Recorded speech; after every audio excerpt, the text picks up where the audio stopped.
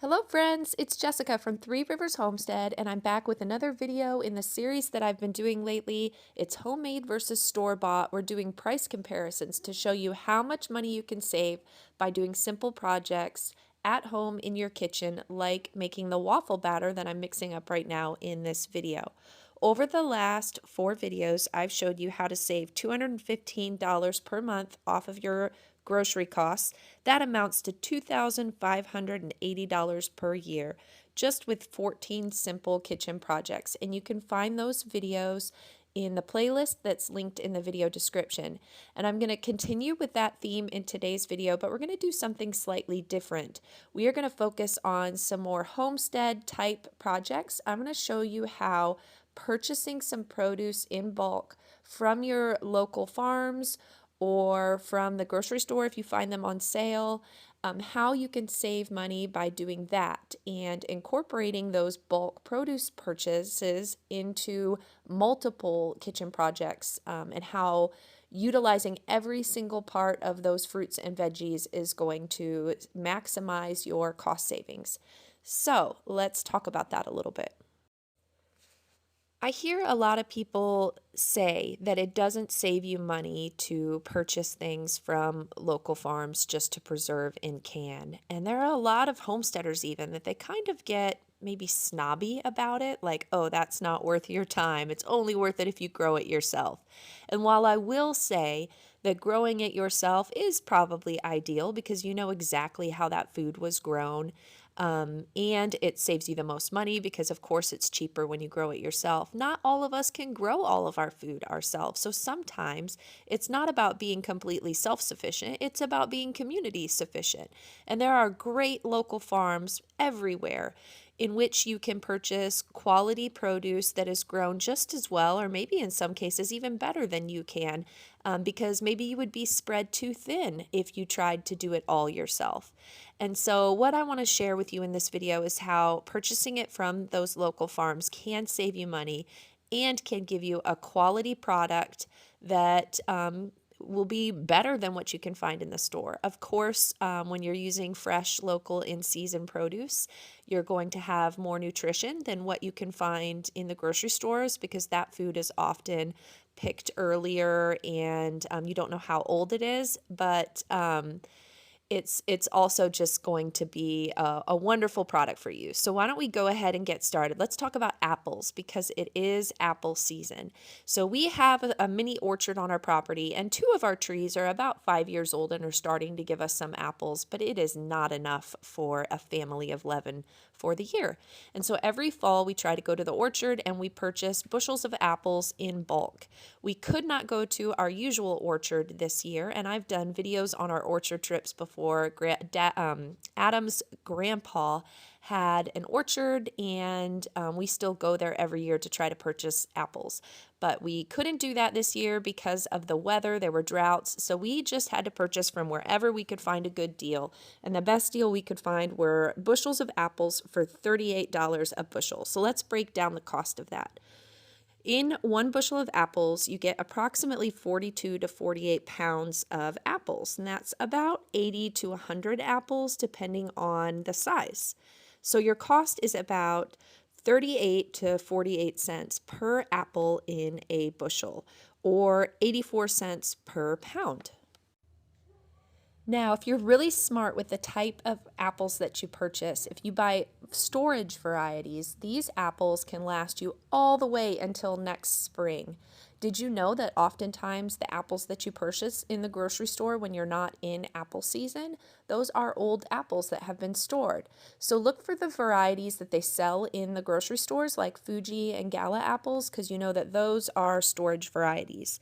But if you were to buy bags of those apples at Walmart, out of season, when they're not on sale, you're going to pay roughly $1.38 a pound. Now, if I bought a bushel of apples at that price, I would be paying $24 more for my apples. In season, I might pay about $6 more a bushel. So by buying bushels, I can save $168.70 on apples compared to buying a comparable amount at a place like Walmart, and I know that these apples are super fresh and that I'm supporting a local farmer. So based on that math, if you're buying these apples simply for fresh eating, you're gonna save money by buying them in bulk in season. Now let's talk about canning them. Do you save money when you add all of the additional ingredients for something like an apple butter? I'm gonna use the ball canning recipe for apple butter. You're gonna use 4 pounds of apples, which would cost $3.36 for the apples that we just purchased. 2 cups of water, which would essentially be free on our well. 4 cups of sugar, and I've shared the cost of that. We get ours from Azure Standard, and 4 cups would be $2.29.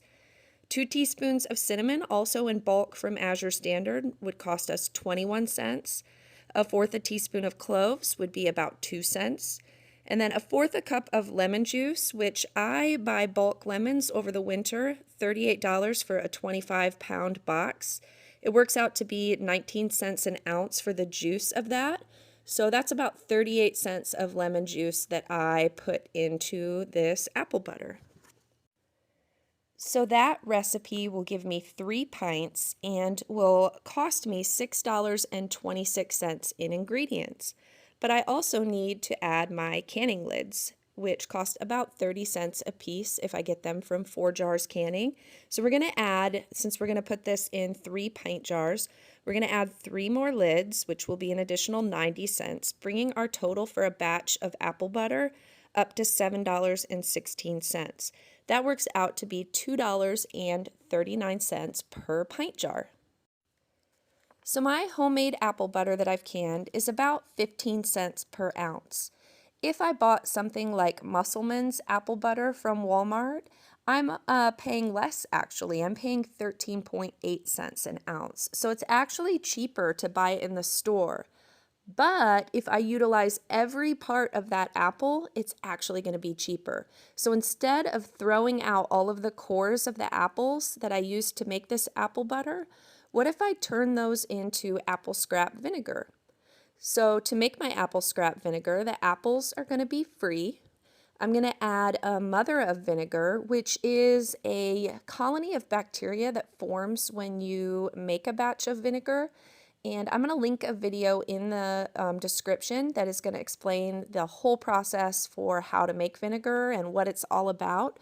But that mother of vinegar is essentially free. I've been using the same mothers of vinegar for probably 7 years now.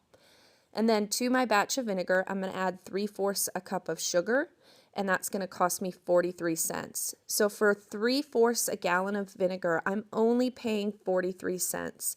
That's less than a half a cent per ounce for homemade vinegar.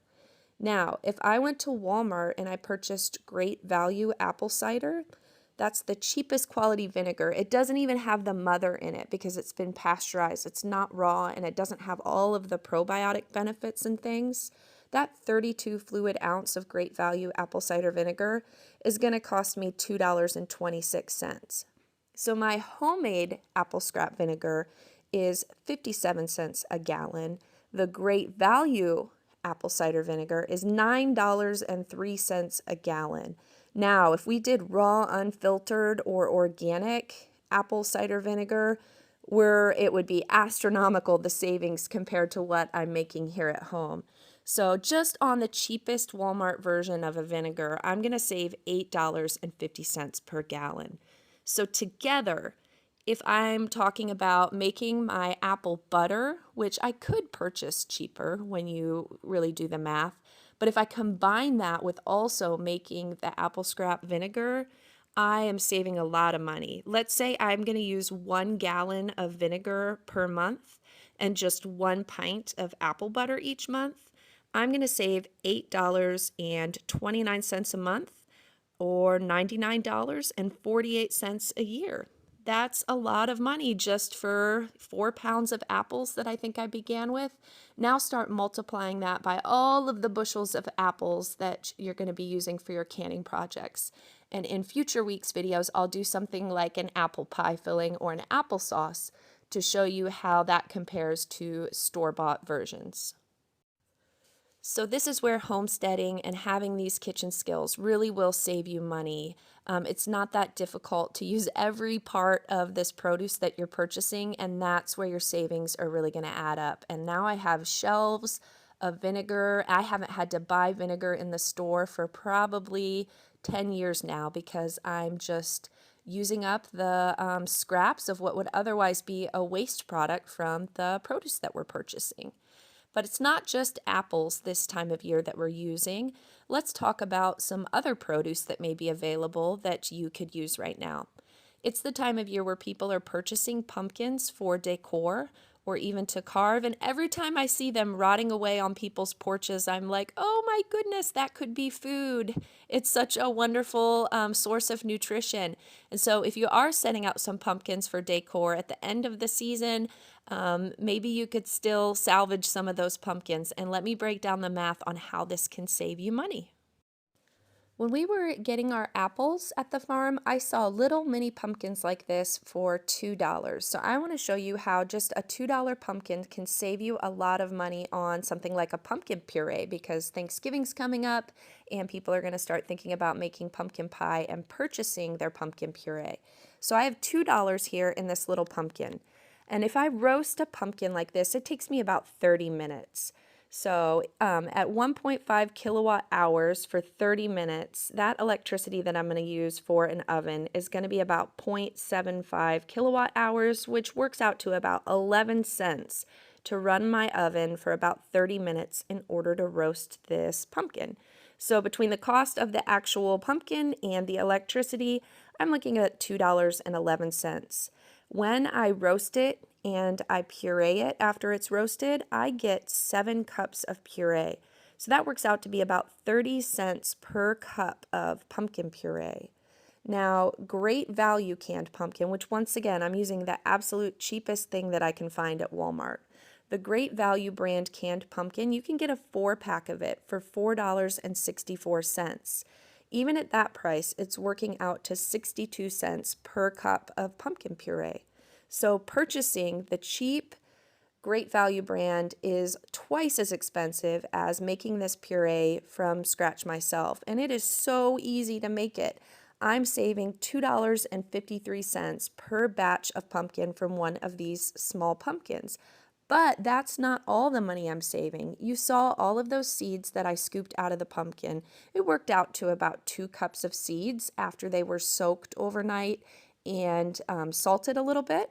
So I have the free pumpkin seeds from the inside of the pumpkin. I add about 1 teaspoon of olive oil to them, which works out to be about 3 cents. And a little bit of salt, we'll say 1 cent of salt for my 2 cups of seeds that I'm going to roast. And if I were to purchase pumpkin seeds from the store, let's say like the Big's pumpkin seeds brand, I'm paying 49 cents an ounce. My seeds, if the equivalent amount were in a bag like Big's, they would be worth $3.94. So between what went into my pumpkin puree and what went into my pumpkin seeds, I've spent about $2.15 for my food. If I bought the equivalent at the store, I would spend $8.58. So this little project with the pumpkin saves me $6.43. So it's really not that difficult to carve up a pumpkin like this, save the seeds and roast them, and then puree up one pumpkin like this could make me multiple pies. I'm using that pumpkin puree right now to make some pumpkin muffins for breakfast, which used only 2 cups of the puree. That left me 5 cups extra that I could use to make more batches of muffins or another pie or something in the future. Pumpkin bread, you name it. Pumpkin puree is so wonderful to have on hand this time of year. And so next time you have some decorative pumpkins sitting out somewhere and someone's just going to toss them, why not grab them and take them? They store so easily. That's the great thing about pumpkins, is if they're cured properly, which would mean that they sat outside and dried on the vine, and the outer part of the pumpkin was able to harden and cure, you can just put them down in your root cellar. There's no preservation necessary, and those will store for a really long time. And then whenever you want to pull a pumpkin up and roast it and puree it up, then you can even freeze the excess pumpkin puree. You don't have to use canning lids that would add to the cost of what you're doing. Now, if you do want to can pumpkin or any type of winter squash, I will link a video in the description that will show you how you can do that. That's another great way to conveniently store pumpkin puree and have it on hand, because one of the arguments I get is that a lot of people don't have time to do the extra steps of roasting these pumpkins and squashes and things as they need them for their baking projects. So if you wanted to puree them ahead of time and have them canned, that's a great way to do that. In the pockets of free time that you have, you can can it, and then it's shelf stable and ready to go for you on a busy morning when you just want to whip up some pumpkin muffins. So it is harvest season right now. Gardens are finishing up. We did the last of our tomatoes, you can see here, this week, and got them all bagged up and ready to process and preserve as we find time here over the next couple of months. These will be turned into sauce and all sorts of other yummy treats and be canned up. There are winter squashes to be harvested, potatoes, all sorts of things. We just finished off the last of the peppers and pulled them off of plants. So think about that. If you're going to a local farm, why not purchase some bulk produce like that? It's really going to save you money to put that stuff away in storage, and when you purchase it in season, not only is it full of wonderful nutrition, you're supporting a local farm. It's going to be cheaper for you in the long run, and we haven't even talked about the environmental impact on that. Think about how that one pumpkin that didn't produce any trash, any waste that's going into a landfill, saved me from purchasing multiple little tin cans of puree that would be filling up a landfill. So in all, it's a win. To have some of these homesteading skills and kitchen skills that can save you money and be really healthy and delicious for your family. Once again, I hope that you're enjoying this series. I'm going to be back next week with another video that will be showing you more simple cooking projects and show you how you can save money by cooking and baking things in your kitchen from scratch. If you have any ideas of things you want me to price compare, let me know in the comments. Until then, I hope you have a wonderful week, friends. Bye.